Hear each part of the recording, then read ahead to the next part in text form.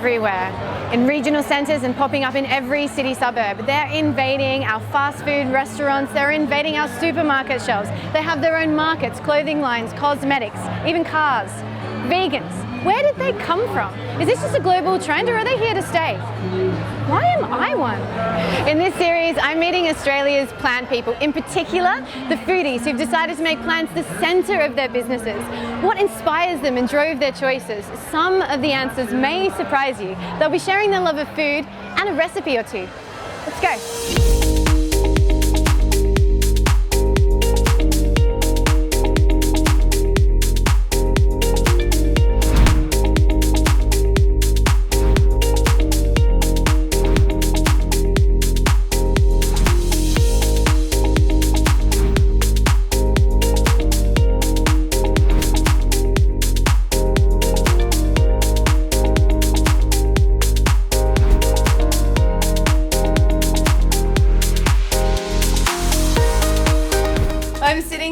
Karl Cooney, the king of the Yullis empire. Hello. Empire. Yeah. Hello. It's growing. It's growing. You've got 3 venues now. Yeah, I guess we do. Yeah, I sometimes forget, but yeah, we do. Yeah, 3 you venues. do. You're spreading out. Spreading out. What's next? World domination? I hope not. Do you have enough time for that? No, it sounds like a lot of hard work. For sure.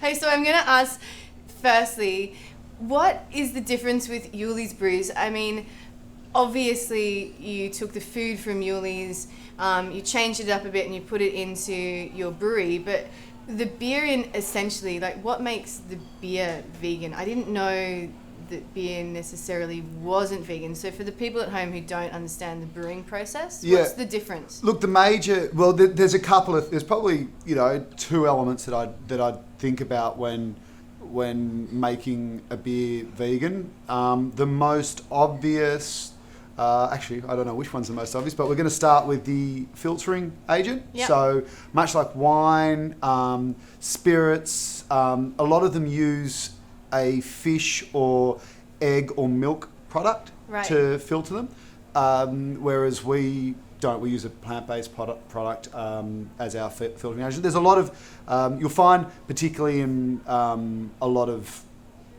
ones from overseas, like particularly European, you'll always find, and a lot of Australian breweries as well will use an animal-based filtering agent. So that's one. That's gross. It's gross. It's unnecessary. Like that's the thing. Like the thing is that it's unnecessary. It is slightly more expensive. The way you do it. The way we do it. Yep. Well, it's a fair bit more expensive, but at our level, it's pretty irrelevant. Okay. The second thing is actual ingredients in brewing. So, for example, there's a style called a milk stout, which will actually use a milk product, which obviously we don't use. Sometimes you could use things like there's an oyster stout, which obviously we don't do either. Also sounds really delicious. Yeah. I've never had an oyster stout, so and I probably never will. So unless it's unintentional, but yeah. So there's a couple of different things like so ingredients and filtering agents are the two things that can make a beer not vegan. Okay. And what was your journey into brewing beer? Like, how did the brewery come about? Because the brewery is your second solid business that's set somewhere. You had the Veggie Patch van as well. Yeah. But as far as places that became restaurants, you've had Yulli's in Surrey Hills since was it 2009? 2008. Yeah. 2008. Yeah. And then you opened the brewery in 2007. Last year, the actual physical space opened in mid to late July 2018. I've been vegan for 5 years, so as soon as the new venture came in terms of the brewery, it was always going to be vegan. I wouldn't have had it any other way. So, what was the journey moving from just being a restaurateur, cafe owner into being a brewer? So I guess the process there was that my business partner in all things beer, James Harvey, was working with me in the restaurant at Surrey Hills, and he was working. His role was cellarman. He was looking after the drinks list. So he was doing all the beer ordering, all the wine ordering, and so he started to develop a love of beer. Then he started home brewing. Then his beer got to the point where it started to get really good, and we'd try it each time a new batch came out together, and we'd falafel Wednesdays we used to call them. He'd be doing his cellarman work, I'd be doing my managing work, and we'd come down for a beer and lunch, and on falafel Wednesdays, and I like that. And then then it got to a point where his beer was getting really good, and he even entered a homebrew competition that he won. And I sort of said, I think we're ready to get this into the restaurant. So he started making the beer in 1 keg batches, and we put it at a mate's. We'd do it at a mate's brewery to make it all, because you have to pay an alcohol tax on it, so it has to be within a bonded an alcohol. Anyway, it's a boring legal thing. So we were doing it all there in single keg quantities, and he was doing it there and then bringing it to the restaurant, and then people started asking for it. So then it sort of got to the point where we were renting other people's space and brewing beer, and Harvey was brewing beer, and so I guess my role at this point is saying, official taster, That's a shit job. I had a good role, and just sort of looking after the business side of the venture, and then we started hiring space in other people's breweries. So just like renting a piece of equipment, we'd brew up beer, and then the batches got bigger and bigger until we were like, we need our own space because we can't keep up with the demand, and so the brewery was born. Yeah, that's really cool. Did you ever think you'd go into beer?